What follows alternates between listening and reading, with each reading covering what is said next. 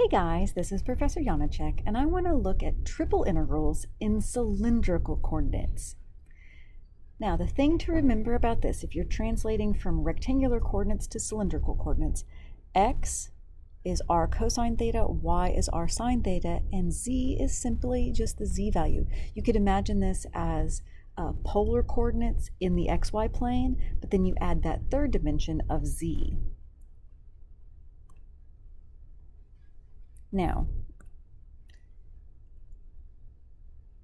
just like in polar coordinates, r is a positive value, so it could go from 0 to infinity, and theta is defined between 0 and 2 pi. Z also, like r, is a positive value, goes from 0 to infinity. Looking at the graph, again, in terms of the xyz plane, xyz coordinates, you have r is coming out from the origin or the pole. That's our first coordinate.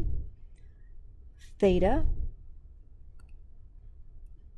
is from the x-axis to the y-axis. If you were imagining the x and y-axis there on that plane, that is our second coordinate. And z is going from the xy plane up. You'll notice that you could turn that around and make it as negative z, but the z value itself goes from 0 to infinity. It's always positive. So if you have a negative z, that means you're actually going down. And of course, that can be shifted. Notice the ordered triplet is r, theta, and then z. Another thing to remember about this is when you're integrating our dv, what we're integrating with respect to, ends up being r dz dr d theta. And that extra r pops up. It's very similar to when you change to polar coordinates in just 2 dimensions. And if you're looking at double integrals in polar coordinates, you end up with an extra r. That also happens here. So let's try an example. Let's evaluate the integral in cylindrical coordinates. We have the integral from 0 to 3, and then the integral from negative square root of 9 minus y squared up to positive square root of 9 minus y squared, and then the integral from 0 to 9 minus 3 times the square root of x squared plus y squared. dz, dx, dy is what we're integrating. Notice this is an iterated integral. We could change the order of those if necessary. Let's take a look at a few things. First, if we look at z, we know that is going, actually, let's just write out what this, we're going to have 3 integrals. Also, remember that this bit here is our dv, which, remember, is r dz dr d theta. So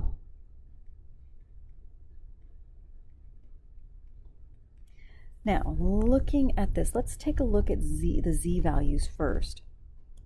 We know that z goes from 0 to 9 minus 3 square root of x squared plus y squared.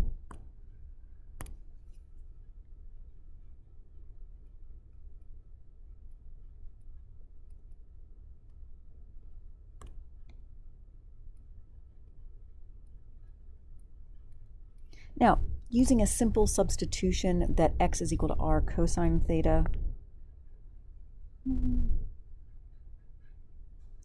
x is equal to r cosine theta, y is equal to r sine theta, use that substitution in there, simplify it down, and we end up with z being between 0 and 9 minus 3r.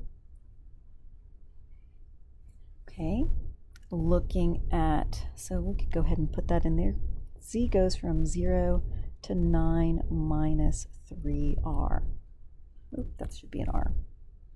Again, that's my z value. Now, to figure out r and theta, let's take a look at what else we have here. We see that x goes from negative square root of 9 minus y squared up to positive 9 minus y squared.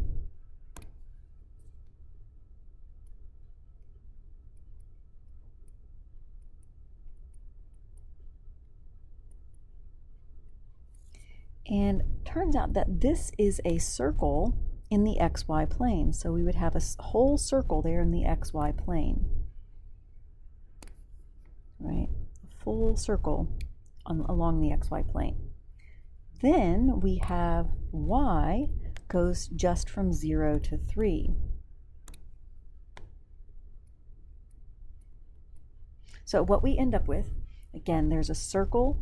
This gives me a circle in the xy plane, but then the y value only goes from 0 to 3, so we only have positive y values. That gives me that semicircle there in the xy plane, those two together. And then z going up to 9 minus 3r, that gives me the cone shape.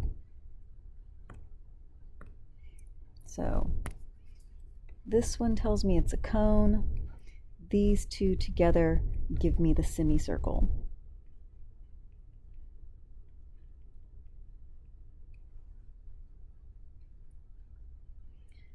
All right, so looking now at our graph here, I think I can figure out the rest of the limits of integration. Let's take a look at r. Remember, r is the radius from the center, from the origin or the pole. That's going to be my r value. Notice that goes from 0 to 3.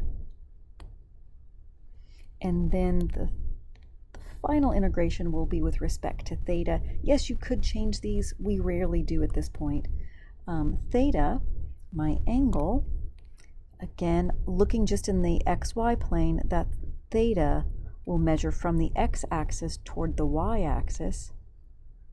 So theta measures all the way around there. Looks like that's going from 0, not all the way around to 2 pi, just halfway around to pi.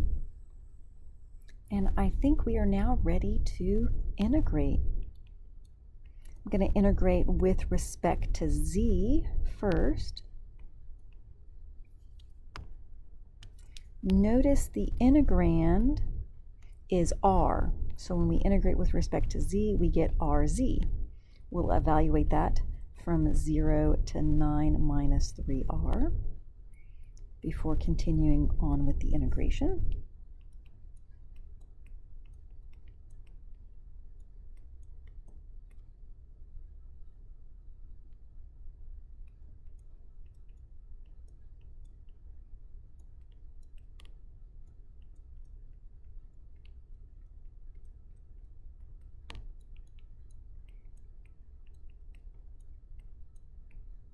So our integrand ends up being 9r minus 3r squared. We'll now integrate with respect to r, which gives us 9 halves r squared minus r cubed, which will evaluate from 0 to 3.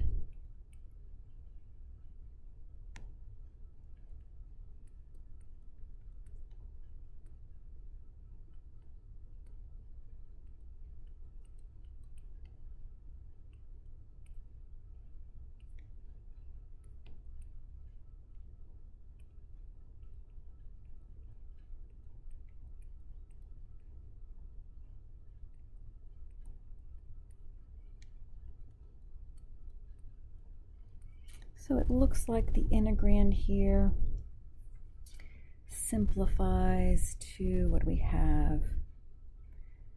81 halves minus 27 minus 0, of course. Let's see, 27, that's 54 halves. 81 halves minus 54 halves. That's what, 27 halves? d theta, integrating with now with respect to theta, which, by the way, that needs to be back there, d theta. Okay, integrating now with respect to theta, we have 27 halves times theta. Evaluate that from 0 to pi.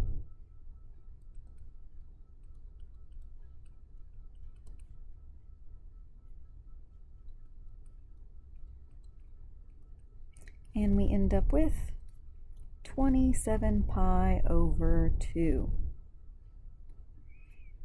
And there we go. Enjoy.